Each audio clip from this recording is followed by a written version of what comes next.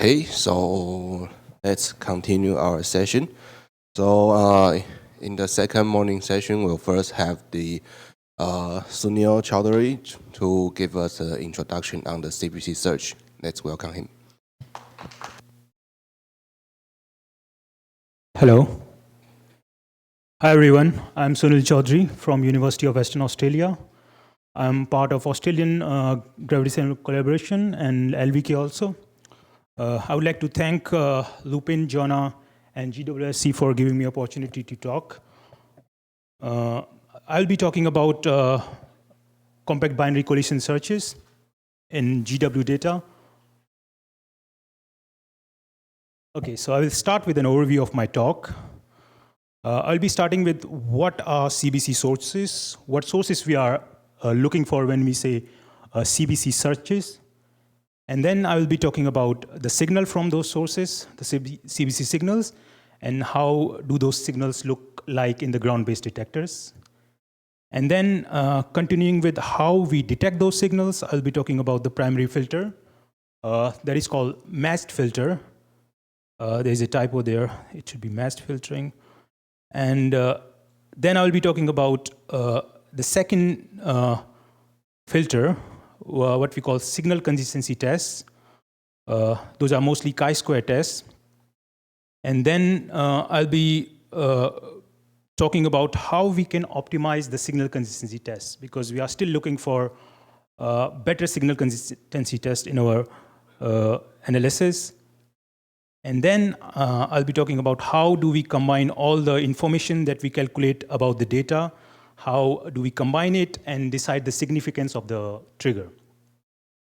And in the end, because nowadays machine learning thing is obviously, it's being done a lot in CBC searches also. So I'll be talking in a single slide about machine learning development in the CBC searches. Okay, starting with the GW sources in general, yesterday and today also you'll be hearing about, hearing in other talks about other kind of GW sources. Yesterday, people talked about the continuous gravitational waves, and there are also proposals for space-based detectors which will be targeting supermassive black holes. And last year, we also heard about pulsar timing arrays, which actually can detect waveforms from the supermassive black holes. And one lesson to learn from this slide is obviously what kind of signal a particular kind of detector can detect is, it depends on its baseline. You know, for example, for ground-based detectors, it's in kilometers, so we target around, I would say 100 to 1000 hertz signals.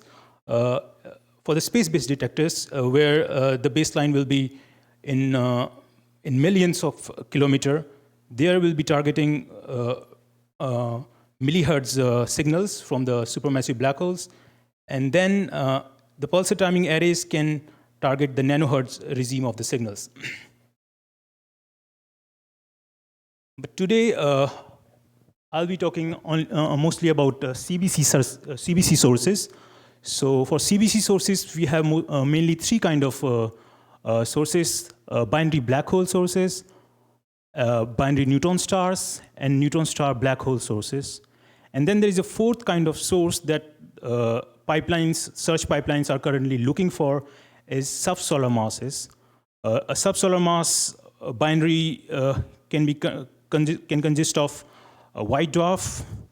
A neutron star is also possible, although there are theoretical limits which are a bit fuzzy on the lower side, which says lower mass of the neutron star is around 1.1, but we know that neutron star of 0.1 solar mass can also be, that's the least stable mass neutron star, 0.1 solar mass. So obviously, a sub-solar mass can be a neutron star also. And then obviously, primordial black hole has also been proposed as the sub-solar mass. So these are the sources that we search for in CBC searches. And then this slide, which is a very popular image by Aaron Geller. So it actually it's actually showing all the detections till O3 by the GW detectors, ground-based GW detectors. And in the blue, you can see the bottom two masses are the merging masses, and the final mass, which is pointed by the arrow, is the final mass. And there are total 90 such detections, around 90. It may be like 93, around exact number maybe. And then on the side, you can see in the pink color or magenta color, these are the black holes detected by EM astronomers. And on the bottom, you can see the neutron star detected by the EM astronomers. So certainly you can see the GW ground-based detectors have changed our opinions about the black hole population, or improved our knowledge about the black hole population. And obviously also, for example, if you see the 5 to 3 solar mass, there were not many black holes in that range, but now we know that the black holes in that range are possible. And above 20 solar mass also, there are a lot of black holes now after the GW detections. Okay, moving on to the signal part. How does a signal from the CBC sources look like? Here on the bottom, I'm showing a signal from GW0914 in the blue and in the orange color. These are the signal from H1 and L1 detector. Which one is which? I'm not sure right now, but this is one of them is from H1, the other is from L1. And then this signal is generally divided into 3 parts. The inspiral part, when the two masses are far enough that they don't have any tidal effect on each other. And then when they come close enough so that they can influence each other's constituents due to each other's gravity, that's where I would say we can say that merger starts happening. And merger is the actually range where we get information about the constituents of the component masses. For example, in case of neutron stars, when the tidal effects come into play, that's where we can probe about the equation of state of the component neutron stars. And then after that, it settles down. Most of the time, even in case of 2 neutron stars, it settles down to black hole. But when 2 neutron stars merge, it can be a neutron star also. Then the final mass actually can oscillate, and that oscillation can also emit gravitational wave and known as the ring down part. And there was a talk in the Kagra International Workshop by Professor Nobuyuki Kanda, where he talked about the quasi-normal modes. So the quasi-normal modes actually can help us in understanding the ring down part of the signal.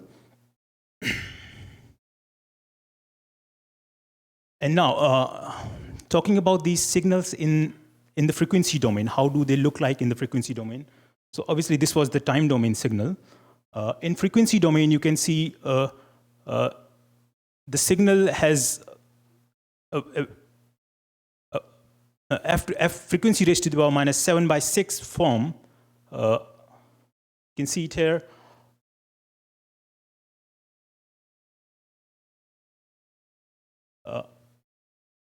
And the other thing that can be noticed about the frequency domain waveform is that lower the mass, the higher the signal will extend in the higher frequency. As you can see, the blue one is going about 1000 hertz, and the lower and the higher mass of 45 solar mass is only up to around 200 hertz. And this will be important in understanding why some of the signals, for example, the lower mass signals, look very long in our current sensitive frequency band. Okay, so now the same picture, not exactly the same, but now you can see here on the y-axis, it's power spectral density. And the dotted line is the power spectral density of the initial LIGO. And the signal power is overlaid upon them. So whenever the signal is above this power spectral band, then we can say that we can detect it. And here also it's very clear that the lower mass signals actually extend to very high frequency. And the problem here that I would like to explain is the power spectral density actually at higher frequency, you can see, is the detectors are not that sensitive. So the lower mass signal actually get affected by this. And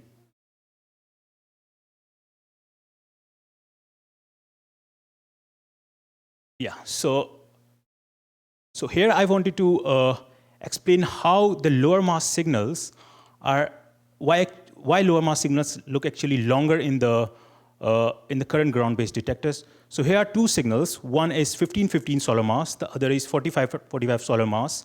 So for 1515 solar mass, you can see in the time domain, the length is longer. And the lower frequency in both cases, 30 hertz. So you can clearly see that the lower mass signals are long, and their frequency extends to around 1000 hertz. And yes, I wanted to mention this. If you want to know more about morphology, you can go to this link. It explains how a signal changes with mass or spins and various things. So you can go to this link and see all the videos, all the content here. I'm not talking about much about morphology in this talk because I checked last year's CBC search talk.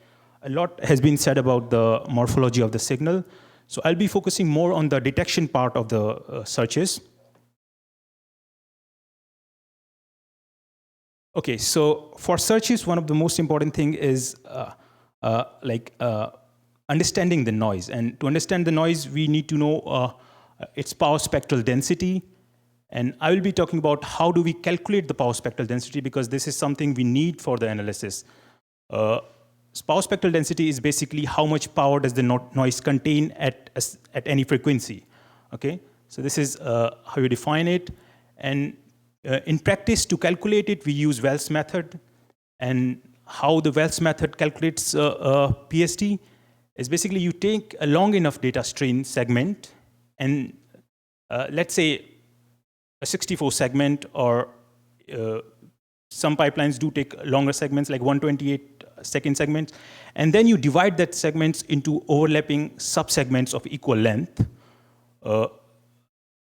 And then each subsegment goes through the discrete Fourier transform, and then whatever you get after that, you take the magnitude squared of that and average it over all the subsegments. That's how you get the power spectral density. And the power spectral density is used for whitening the data. If I try to explain what is whitening in simple words, whitening is basically weighting your data such that the higher frequency have lesser weight. Because as I showed in the slides, that this region is obviously less sensitive. So what you do, you weight down the data in these frequency band.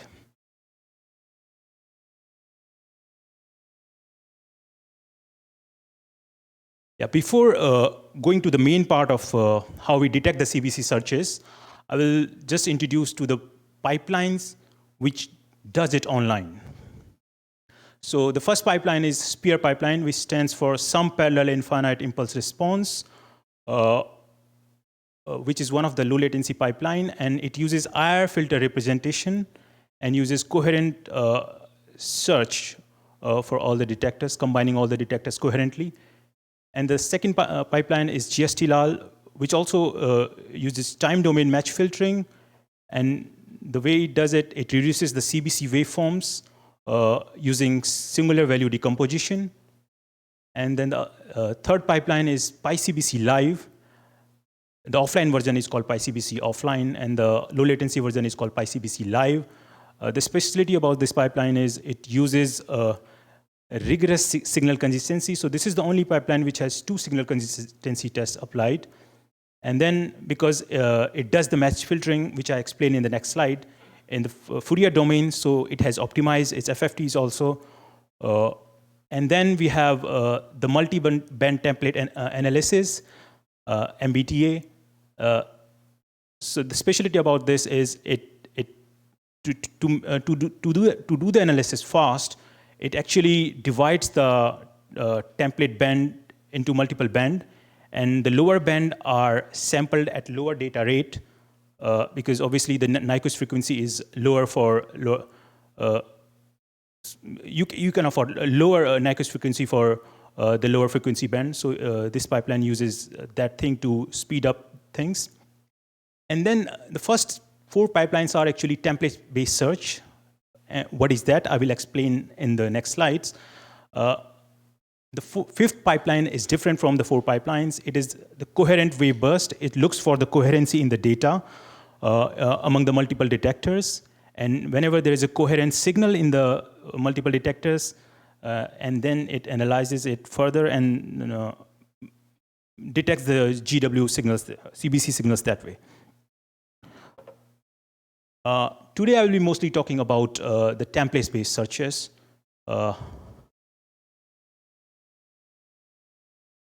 Okay, yeah, so now I will start with the first filter that we use for searching for CBC signals, which is called match filtering. Match filtering, you can see the mathematical formula at the right top corner. You can simply understand it as, let's say S is your data, which is basically frequency domain here, but you can use time domain also. They are equivalent. So frequency, S is data, and H is your CBC waveform. So what we are trying to do, we are looking for correlation between the data and the template that we are searching for, the CBC waveform we are searching for, and that correlation is weighted by PSD. It's called power spectral density that I explained how to calculate in the previous slide. So this thing gives you what we call SNR, the match filtering SNR. And to understand how exactly it's happening, so here there's a video by Alex Nitz. It's available on YouTube if you want to see it again.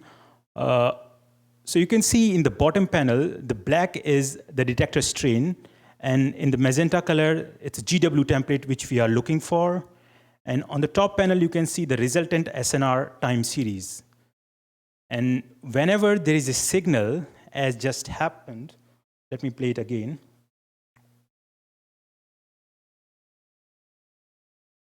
Whenever there is a signal in the data, you will see that the SNR time series will show a peak. And that's exactly what we are looking for. So see, now there is a signal in the data, and whenever that signal comes into, matches well with the template, the SNR time series shows a peak.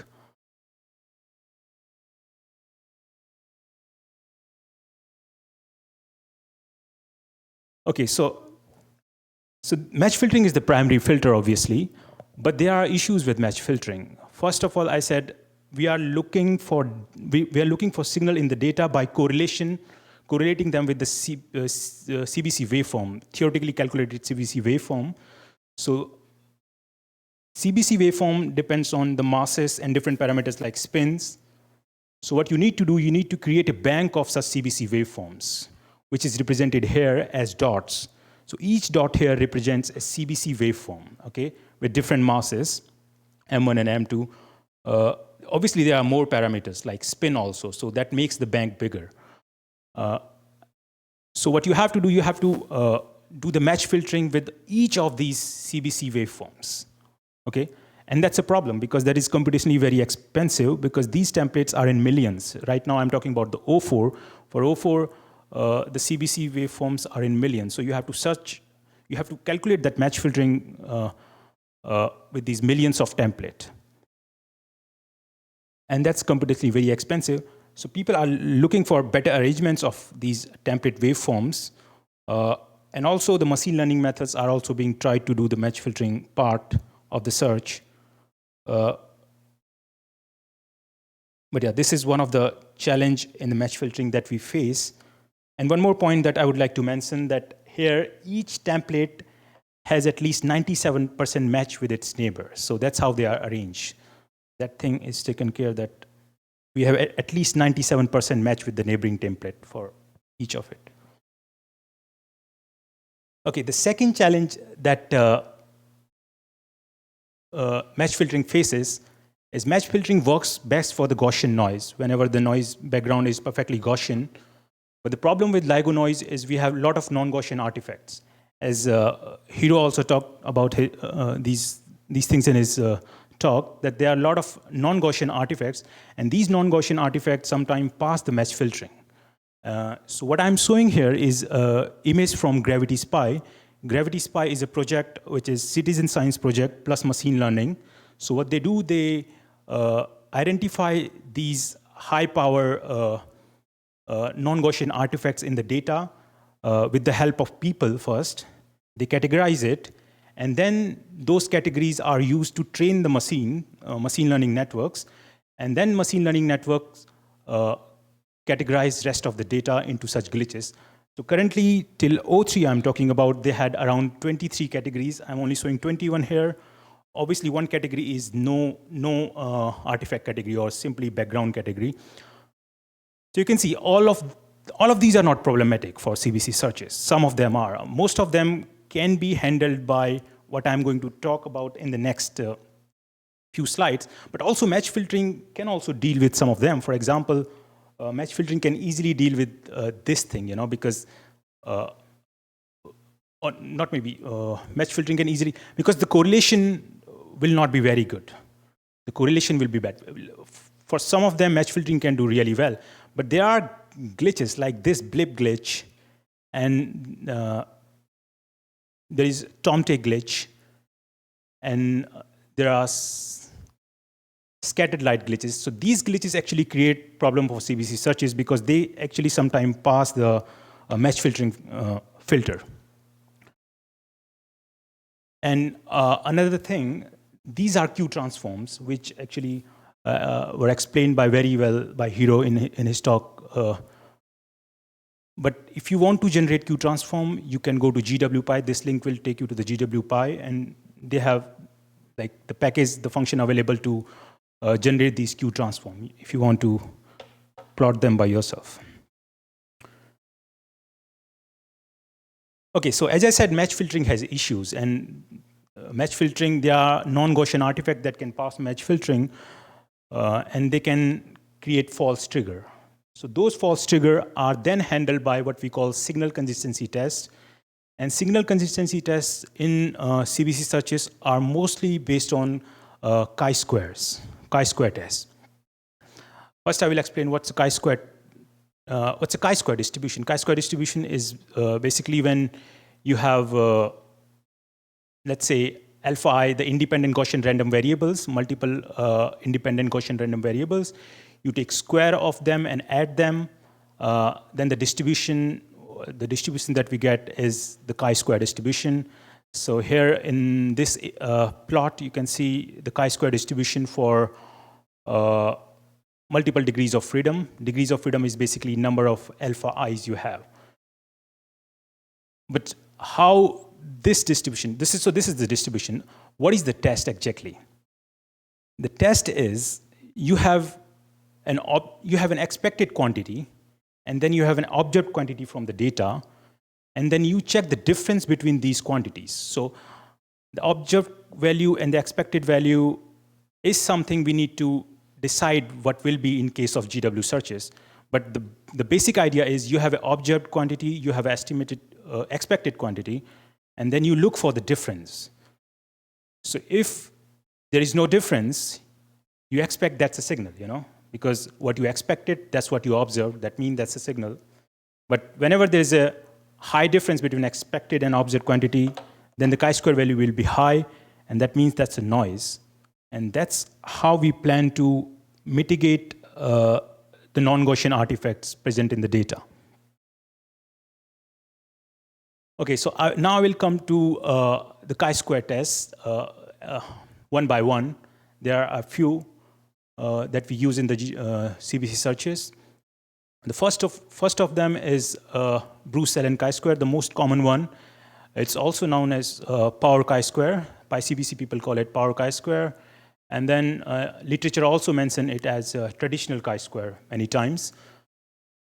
The main idea here is whatever template is triggered. So what is triggered template? Maybe I didn't tell that. So as I said, there are millions of templates, but only one template will show optimal match or the maximum SNR. That template is called triggered template. Okay. Now the band for this triggered template is divided into sub-bands, okay, such that each band contains equal power. The band of the template, triggered templates, is divided into sub-bands, and each band contains equal power. And then what we do, we check for SNR contribution expected versus what is observed in each bin, okay? You have a triggered template. If your signal is similar to triggered template, then your expected SNR contribution from each bin will be same.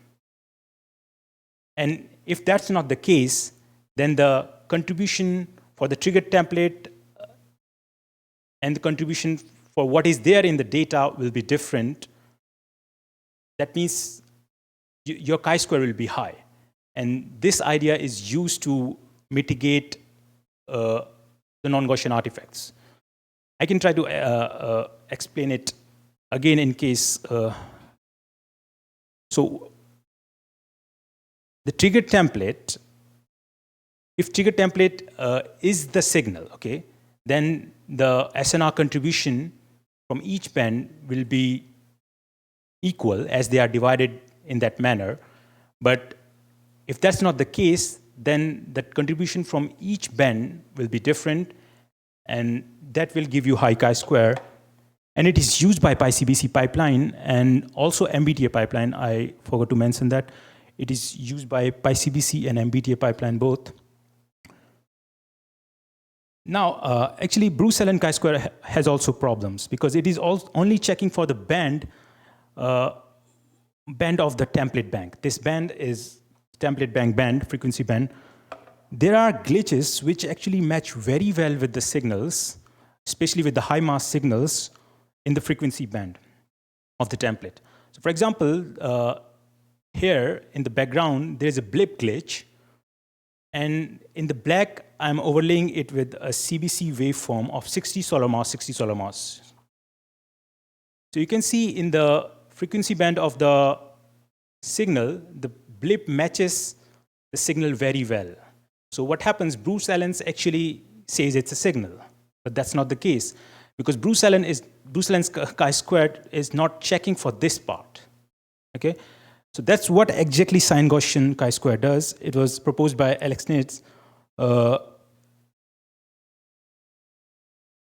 And what it does, it looks for the excess power above the peak power of the template. Okay, as you see, this is the peak frequency of the template, and above it there is excess power. So what it does, it takes sine Gaussian waveforms and grabs the excess power using sine Gaussian waveform from this region, and then formulates a chi-square according to that. So rho I is basically, you can say, the correlation of the sine Gaussian waveform with this part of the data.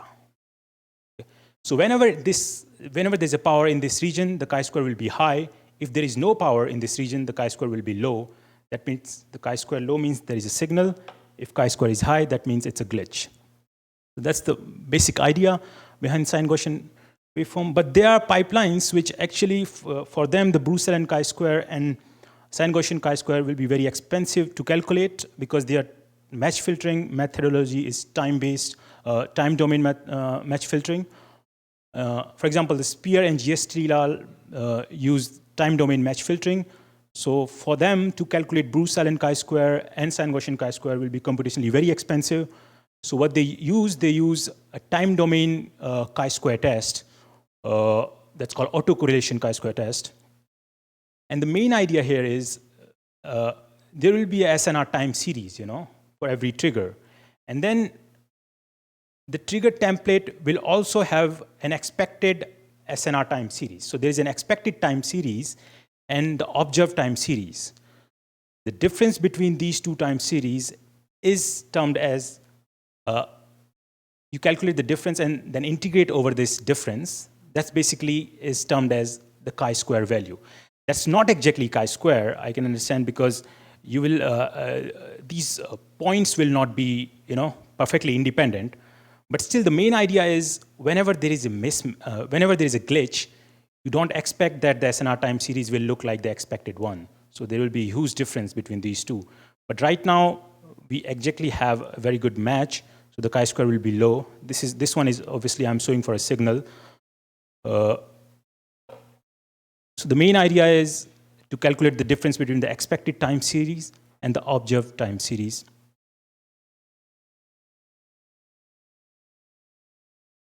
Okay, so in the last 3 slides, I explained 3 signal consistency tests, 3 chi-squares, and there are more actually. But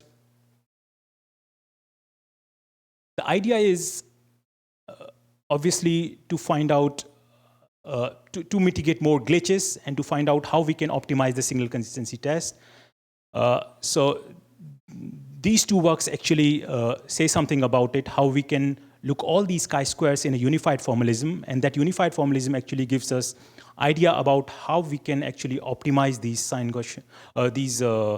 signal consistency tests towards a better one. Okay, so now I will try to explain how this unified framework explains the chi-square. So we work with data segments, okay? So data segments has data points, and then those data points, if you consider that data segment as a vector, an n-dimensional vector in an abstract space, let's say X is your data here in the n-dimensional space, and data points are the components of that vector, and T is your trigger template, okay? Now the idea is, whenever X has a signal similar to the trigger template, then the alignment of X towards the T will be high, and its orthogonal component on this subspace S will be, very small. On the other hand, if X has a glitch, then the orthogonal component will be large, and its alignment towards the trigger template will be small. So that means this orthogonal component is giving us some hint about the presence of signal. If X ortho is small, then there's a signal because the alignment towards the trigger template is large. If X ortho is large, that means there is something other than signal. That means there's a glitch. So the chi-square actually can be defined as the orthogonal component of data from the trigger template. The main challenge here is to find out what is this orthogonal space, because that's the main challenge. In case of different chi-squares, this orthogonal space is different. So that's what differentiate the different chi-squares. They have different orthogonal space. But to formulate the best signal consistency test, you have to choose this orthogonal subspace such that it has a very good alignment with the glitches, because you see that's what you are. That's what you want. You want X ortho, high for glitches. So when this subspace has very good alignment with the glitches, that means your X ortho will be high whenever there is a glitch in the data. So that's the main idea to formulate an optimized chi-square. But if you want to read in detail about this idea, then you can refer to these 2 papers. Okay, now I talked about match filtering SNR, and then I talked about the signal consistency test, the chi-square value. But how we decide that there is a trigger, or like how we decide its significance. So that is done by combining the match filtering SNR and chi-square into one single statistics. That's called ranking statistics. Different pipelines do it differently. For example, GST-LIL has a very detailed ranking statistic. They use this likelihood ratio of the hypothesis that there is a signal, then what is the probability that you have the quantity observed, what is the probability that the observed quantity, and then if there is noise, then what is the probability of the observed quantities. And this ratio is what they call ranking statistic in their case. This works really well. The parameters here are basically the vector shows there are more than one detector, and O is basically here the subset of detectors, and rho is SNR. Xi square is what their autocorrelation chi-square. T is arrival time. Phi is coalescence phase. And theta is, they also use the template parameter. So it's very detailed one. And then PyCBC uses this ranking statistic, which is called new SNR ranking statistic. And they also combine the match filtering SNR and chi-square together. But I think they have another ranking statistic which they use for sine Gaussian chi-square. And then Spear has a different method, which is called k-nearest neighbor, where they decide the significance of a trigger by seeing whether it's close to the, close to the signal space or close to the noise space in chi-square versus SNR plot. Okay, so that was the analytical part of CBC searches. In the past few years, there have been a lot of development with the machine learning CBC searches with machine learning. And the reason for that is something, we know that match filtering is computationally very expensive.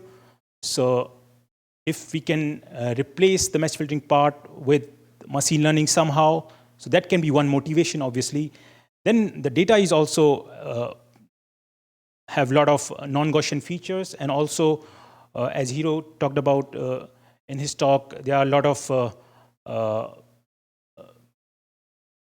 like a lot of data quality issues that can happen. There's like power line noise. So all these things can be resolved by machine learning. People are working towards that.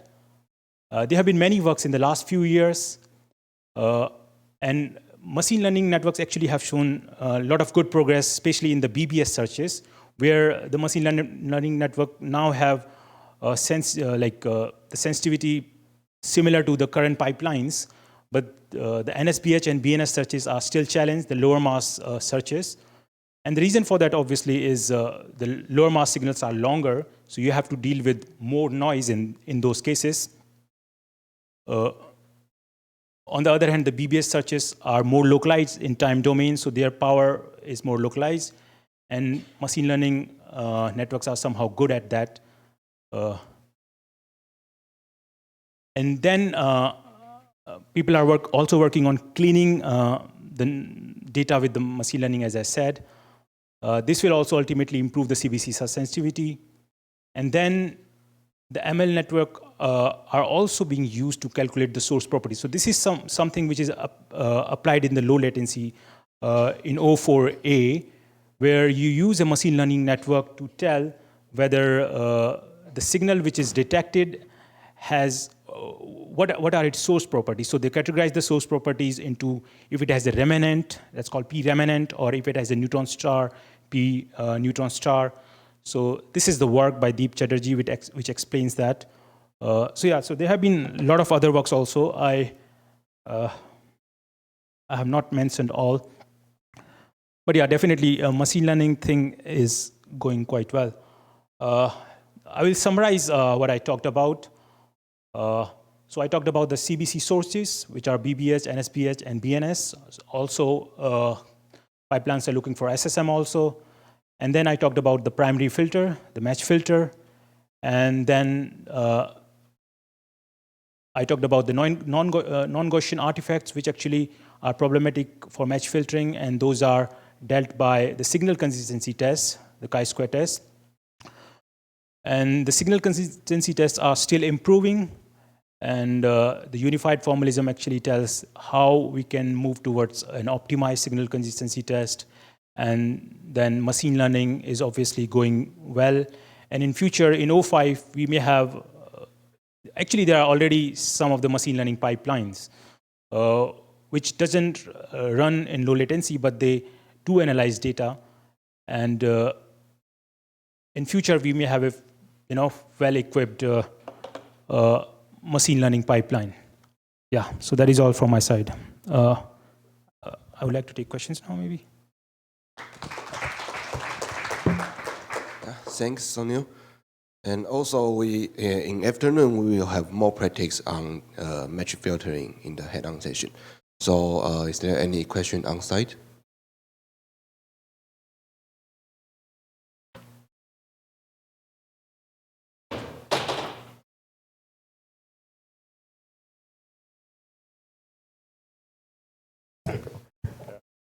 Thank you so much for such informative talks. I'm curious about, like, for different templates, does it have different chi-square performance? And so, yeah, this is the first question. Different chi-square means they use different chi-squares. So maybe say the same chi-square, let's say the very first chi-square that you introduce. Yes. So for like different templates, does it have different kind of chi-square performance? Yeah, so these chi-squares are formulated with a specific target in the mind, So for example, the Bruce-Lane chi-square was obviously the initial chi-square, but then the sine-Gaussian chi-square is built keeping in mind targeting the blip glitches, which create issue for the high mass CBC signals. So obviously, value of the sine-Gaussian chi-square will be very different than Bruce-Lane chi-square if you see the high mass signals. It will be doing better. So obviously, there is an improvement from the Bruce-Lane chi-square in that parameter space of high mass. What do you say? Like chirp mass of above 40 solar mass. And the autocorrelation chi-square will obviously, it is used by Spear and GST-Lal, as I said, because using first two chi-squares for them is computationally very expensive. Their search is built like that, is designed. So for example, they do the time domain match filtering. And in time domain match filtering, it will be very difficult to go back to the frequency domain and then calculate the sine-Gaussian chi-square and Bruce-Lane chi-square.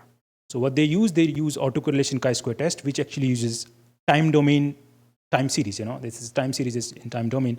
So they simply use that and formulate a signal consistency test with that. That is like autocorrelation chi-square. But obviously, performance, the value will change, pretty sure. But which one does better among autocorrelation and Bruce-Lane, I'm not sure right now because I don't have much experience with autocorrelation chi-square test. But certainly, the sine-Gaussian chi-square does better than Bruce-Lane chi-square. And that's the reason it was built, because Bruce-Lane chi-square had limitations. Thank you. So another question, which is rather naive. So in the template banks, how do you define like the 97% match? What does that match refers to?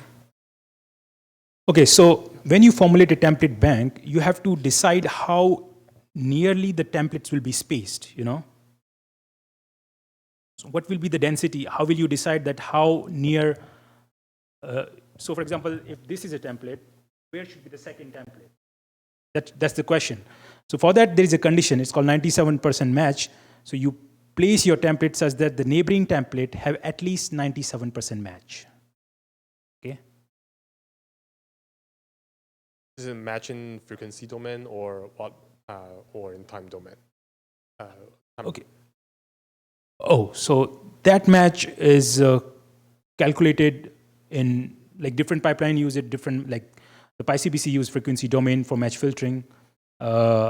Spear uses time domain, and GST-Lal uses time domain. Yeah. Thank you. You can use both, but obviously, there are advantage and disadvantage to it. Thank you. So, are there questions online? Yes, there's actually a question about what's the advantages and the disadvantages using time domain or frequency domain of match filtering. I think you have already answered that a little bit. So would you please maybe elaborate more on what's the suitable cases for the frequency domain match filtering or time domain match filtering? Okay. Yeah, so if you think about it, so in time domain, you have a lot of data points, okay? So if you directly take the time domain waveform or time domain data and try to do match filtering, then it will be obviously computationally very expensive. So in that case, what you do, you go to the frequency domain, but then you have FFT, which is obviously computationally expensive, but not as expensive as doing the time domain match filtering directly, okay? So you go to the frequency domain, there you have lesser number of data points, and there you can do the match filtering. But then there are pipelines like Spear and GST-LAL which have found a workaround. So what they do, they break their CBC time domain waveform into other filters, like IR filters, or like the GST-LAL uses singular value decomposition to reduce the number of templates itself. So that's how you can do time domain filtering. So it's mainly you are targeting speed up, you want to be as fast as possible. So that's the thing.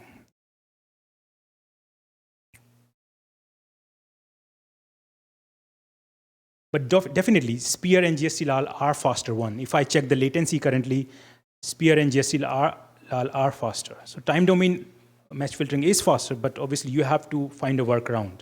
You cannot do directly CBC waveform time domain match filtering. Thank you. Actually, there's another question online. So about the Nyquist frequency, you mentioned that the Nyquist frequency is lower for lower frequency bands. The question is actually the Nyquist frequency should be related to the sampling rate, and the sampling rate will be uniform across the frequency bands. So, yeah. So in time domain, if you see, what you do, you divide, because it's a chirp, I can go to the signal, okay. So it's a chirping one, and we know that the lower frequency are these, okay. So that's the good thing about this signal, that all the lower frequencies are here, and then it chirps, and these are higher frequencies. So what they do, they first cut it in the time domain, okay. And once you cut it in the time domain, these can be sampled with the lower sampling points. This part of the signal can be sampled with the lower number of sampling points.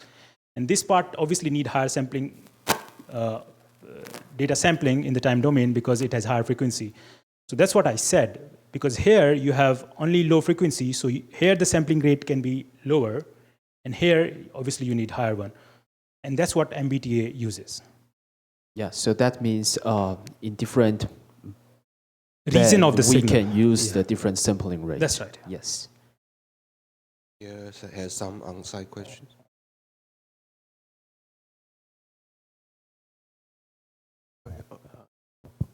Okay, thank you for your talk. Can you briefly describe the difficulties for the NSBH or an BNS event? Because in principle, the time should be longer for compared to the BBH, and yeah, the glitch shouldn't be easily get into the just pass through the chi-square, right? I mean, compared to the BBH.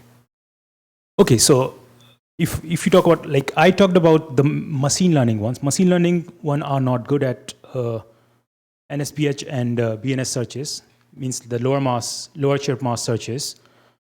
But if you're asking about the pipelines, actually, I don't think there is any problem. Although scattering light glitches create sometimes issue.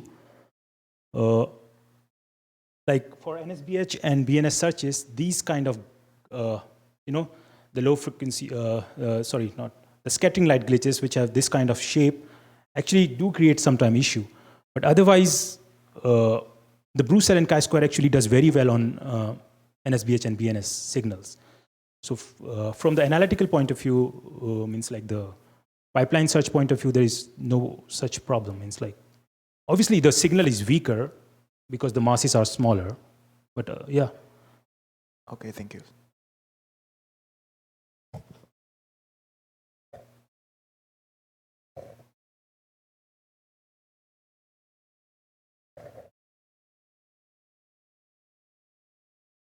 Yeah, thank you very much for the nice talk. My question is also related to this performance about time series of frequency domain match filtering.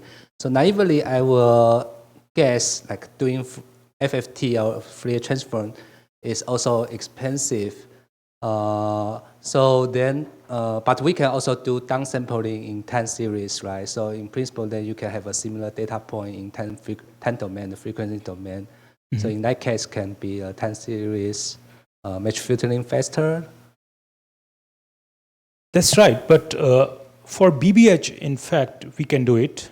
You know, for example, for BBH, the highest frequency is around 200 hertz, or maybe like if you take the lowest BBH search, yeah, that can be problematic actually. For example, the lowest BBH mass are 3 solar mass, okay? That's where the BBH range starts.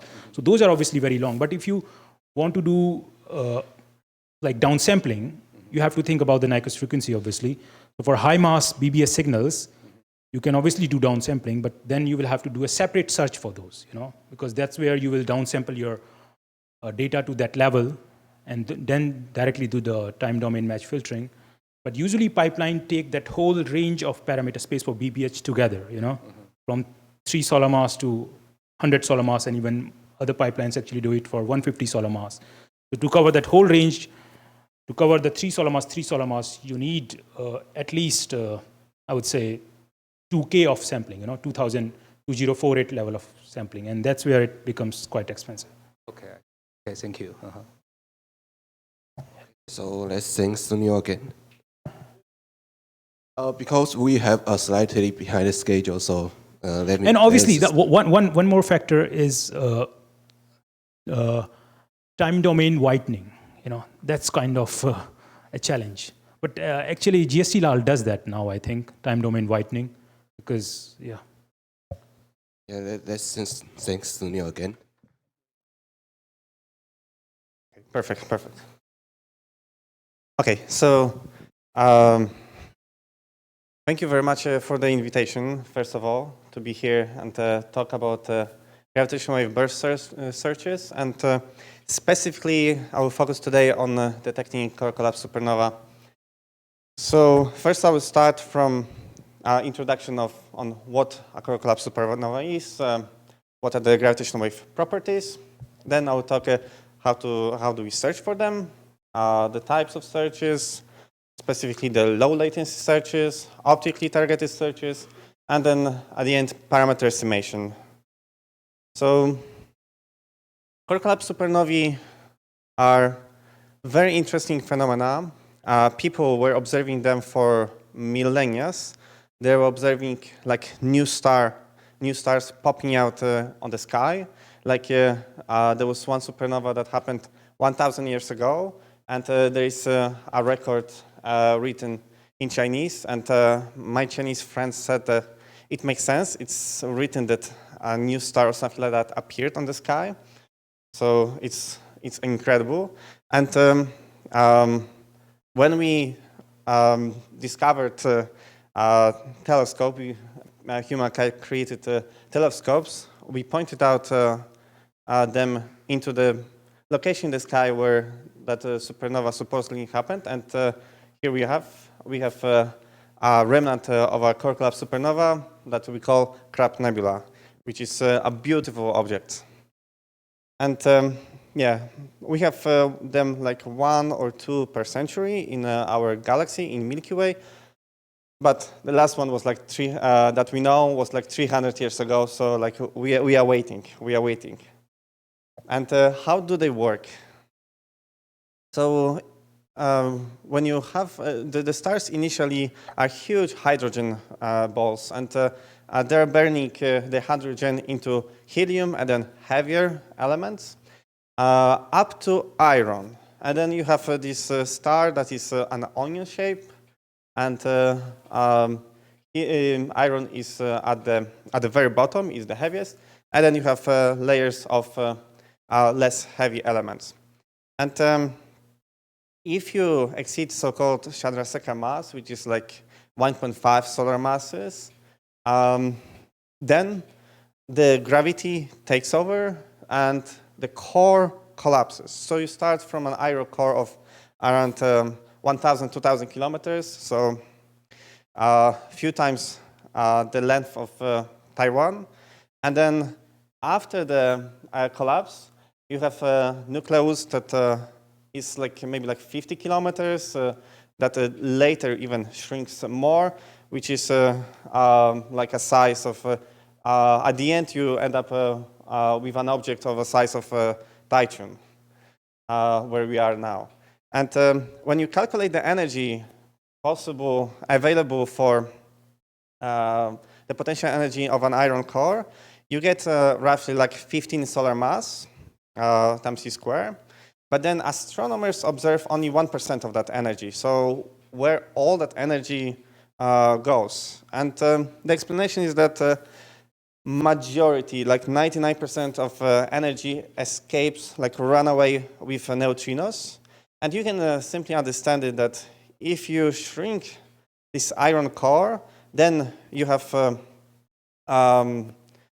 process of electrons meeting protons, creating neutrons and neutrinos. That neutrinos are so light and they don't interact with matter, and they're just basically zipping through the star, like almost without interactions. And for the last 100 years, we know that stars explode, but up to now, we don't know why do they explode. And this is, some people refer it to so-called supernova problem, a century-old supernova problem. Why do the stars explode? And the simulations of these objects are very complicated. And we have some good clues of why stars explode, but we cannot directly measure of what is happening. So detecting gravitational waves and neutrinos will have a good hint of what's happening inside. Especially gravitational waves will tell us about how the matter moves, what are the typical oscillations of this dense matter of the proton-neutron star, and the properties of the explosion that we might be able to finally solve this mystery. And there is plenty of explanations for an explosion. And remember that majority of the energy lives with neutrinos. However, if there is maybe like a few percent of neutrinos that interact with matter, interact with star, then it's likely they are responsible for the explosion. You can imagine it like you have a very hot source, this proton-neutron star, that is emitting these neutrinos and basically hitting the star from inside, just expanding the shock that eventually breaks to the surface. And it is believed that a majority of stars explode with this neutrino-driven mechanism. But then, if you add very high rotation to your star, and you have a collapse and certain like small initial magnetic field, this magnetic field is basically magnified in such a way that you have explosion toward the rotation axis, and then you have such a strong rotation that you can basically deform your proton-neutron star and have a very nice, very strong signal at the beginning of your gravitational wave signal. And then you can have further phase transition. So like after a certain time, the matter can collapse even further into a different state of matter. You can have black hole formation. You can eventually have extreme emission models, which basically are different type of like deformation, fragmentation of the proton-neutron star. So there are like plenty of possibilities with the neutrino-driven mechanism to be the most likely to be detectable when we have a galactic supernova. And then if we think about the energy emitted with binary black holes, they are of the order of like 1 solar mass, 3 solar masses. And if you think about a core collapse supernova, the energy is orders of magnitude smaller.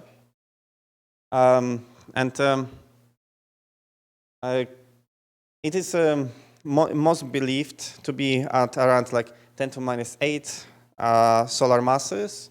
So it's it's pretty weak generator of gravitational waves. And as a reference, other reference point, typical explosion energy of a core collapse supernova is 10 to 51 ergs, or 10 to minus 3 solar masses. And currently, we are able to constrain certain this energy not very well, around like 10 to minus 3 to 10 to minus 1. And I will talk more later on how we actually do these constraints. And if you think about binary black holes, the peak frequency of the emission is around maybe like 100, 200 hertz. But for the core collapse supernova, it's around 1 kilohertz. So it's in a high frequency regime. Now, how do we search for these objects? So you've heard it already like a few times, how we categorize searches. And I would just name them here as model-dependent and model-independent searches. So you had an extensive tutorial on template-based searches right before my talk. And then I will talk more about template-independent searches or the burst searches. These are the searches that cannot use templates, cannot use signals for match filtering, but they use some other methods. But I will not be covering these methods today. We were detecting so far binary black holes, binary neutron stars, but we haven't detected yet any other type of source different than compact binary. And core collapse supernova, if we detect the gravitational waves, will be an exceptional event. And we have two types of searches. So you probably already know about the low latency and offline. For the low latency, we want to detect the gravitational waves as quickly as possible for the astronomical follow-up. And then offline, when we collect the data and we analyze the data, clean it, and we can have more significant detections. So there's the whole range of these model-independent searches. And they range from minimally modeled to unmodeled.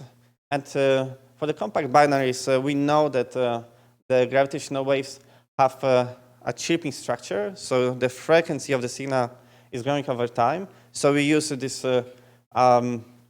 very minimal assumption to detect gravitational waves.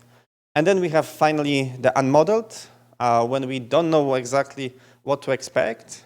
And for the case of core collapse supernova, some pulsar glitches, cosmic strings, and some unknown gravitational wave sources. This is where we want to be as flexible as possible. And then somewhere in between, we have searches for very heavy binaries, for hyperbolic encounters of compact binaries, for the binaries with eccentric orbits, extreme mass ratio, head-on collisions, a lot of other possibilities when we don't have actually the chirping structure, but we can still make some small assumptions. And then for the low latency searches, we want to send to astronomers information about the gravitational wave sources as quickly as possible for the electromagnetic, follow-up neutrino, cosmic rays, and core collapse supernova might have all of them.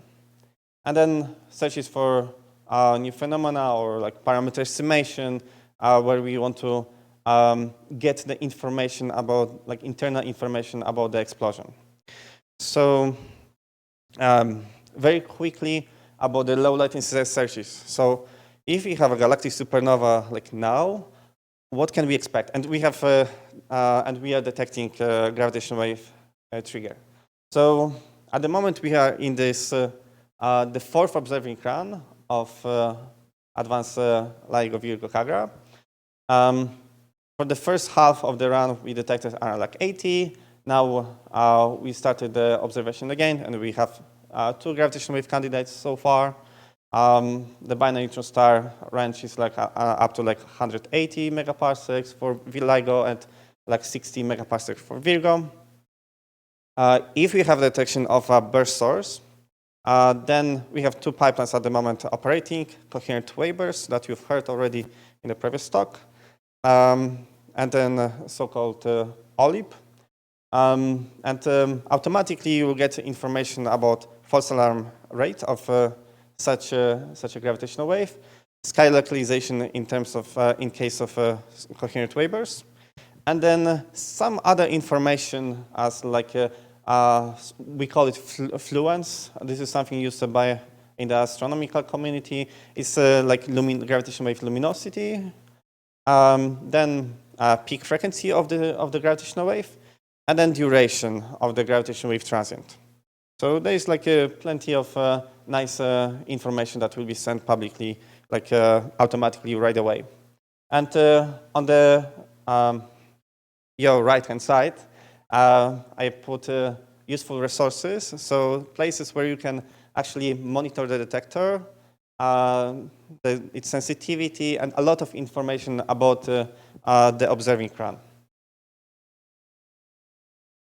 So while we are waiting for galactic supernova, we are interested, like can we actually do something with the supernovae that exploded like in our like fair neighborhood, like outside of Milky Way, but not too far away, but like fairly close? And the answer is yes, and we are searching for gravitational waves from like extragalactic core collapse supernovae, and these are called our targets. So with the first observing runs, we were able to constrain core collapse supernova engine for the first time. And then with the O3 data, we are able to further constrain the supernova engine and also provide like these constraints in like few different forms. And during O3, we had 9 core collapse supernovae that detected that happened up to 30 megaparsec. So it's like Virgo cluster, if you are familiar, it's around like 15 to 20 megaparsecs, so something beyond the Virgo cluster. And we are calculating on when the gravitational wave might have happened, and these are our time windows when we that are orders usually of days. Then we where we can search for gravitational wave transient, and when we analyze them, and if we don't find a gravitational wave, then we are creating these upper limits of different types. And so far we haven't detected any gravitational wave. The most significant event happened to be a little bit less than 3 sigma significant, but it was shown independently that this is simply noise. And how far we can detect gravitational waves with the previous observing run, it's rough for the neutrino-driven explosions that I was mentioning at the beginning. it is roughly up to like center of Milky Way. So like not too far away, but if we have extreme emission models, like high deformations of the core, then we can detect such signals like in the megaparsec, far megaparsec range. And this allows us to actually constrain these extreme emission models. And two types of constraints that we provide is the limit on the gravitational wave energy emitted by Korolov supernova engine, and at the best constraint, we can say that at low frequency, the gravitational wave energy is emitted no more than like 10 to minus 4 solar masses. In high frequency, the number is much higher, but we provide the range of different possibilities. And then if we want to say what is the dynamics of the source, so how much energy is emitted in the unit of time, so number of amount of solar masses in energy divided by seconds. The best constraint we got is around like 10 to minus 5 times 10 to minus 4 solar masses times c square divided by second. So this is the best constraint that we can make. And lastly, there's a lot of effort now to understand to actually build a parameter estimation tool for core collapse supernova. And here I just mention examples of them. And if you look at the sketch of gravitational wave signal in time frequency, you have like a few different features that tell you what are the properties of the proton-neutron star, like how it is evolving. You can say what are the properties of the equation of state, about the supernova, so-called supernova kicks. So a proton-neutron star basically that is basically pushed out away from the explosion. The properties of the shock itself, the rotation of the collapsing core, and also some other rotational properties.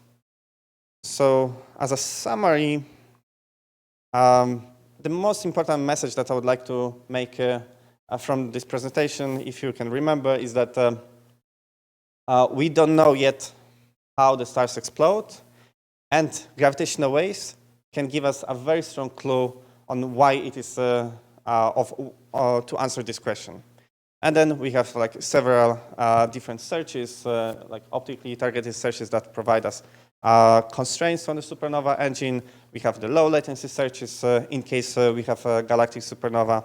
And there's a lot of effort to actually understand, to eventually measure the properties of the exploding star. So thank you very much. Thank you, Marek. Because we are delayed, so just one quick question.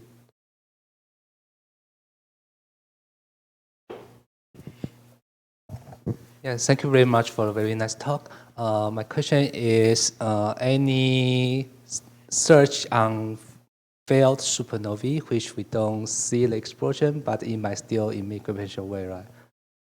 So we don't have very specific searches, except we have so-called all-sky searches. So searches that are designed for the widest possible gravitational wave emission, and that includes actually the black hole formation, if we have such. But overall, we don't have like dedicated searches for black hole formation, because from what I understand, and maybe we can even talk about it later, is when actually the black hole formation happens. Is it like half a second after, or like a few minutes after? Like depending on this duration, the designing of the searches would be also like different. But yeah, if we know like roughly what is like the time what is the time scale, then yeah, it would be nice to have such a search. Okay, thank you very much. So it's time for lunch. So for online questions, we will answer late, as soon as possible. So let's thank Marek again.